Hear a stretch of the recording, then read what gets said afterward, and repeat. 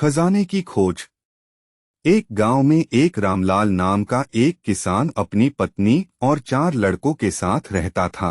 रामलाल खेतों में मेहनत करके अपने परिवार का पेट पालता था, लेकिन उसके चारों लड़के आलसी थे, जो गांव में वैसे ही इधर उधर घूमते रहते थे।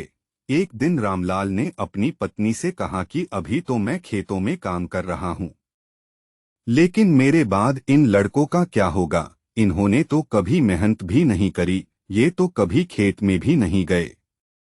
रामलाल की पत्नी ने कहा कि धीरे धीरे ये भी काम करने लगेंगे। समय बीतता गया और रामलाल के लड़के कोई काम नहीं करते थे। एक बार रामलाल बहुत बीमार पड़ गया। वह काफी दिनों तक बीमार ही रहा। उसने अपनी पत्नी को कहा कि वह चारों लड़कों को बुलाकर लाए। उसकी पत्नी चारों लड़कों को बुलाकर लाई। रामलाल ने कहा, लगता है कि अब मैं ज्यादा दिनों तक जिंदा नहीं रहूंगा।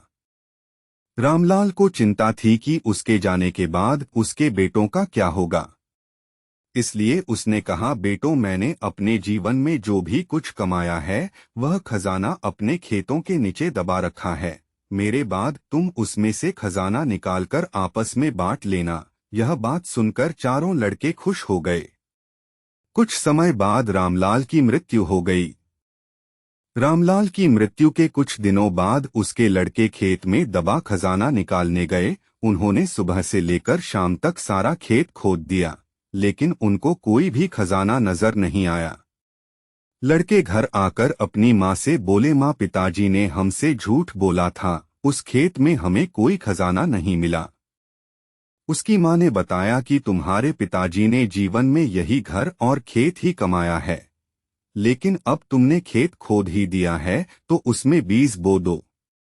इसके बाद लड़कों ने बीज बोए और माँ के कहेनुसार उसमें पानी देते गए।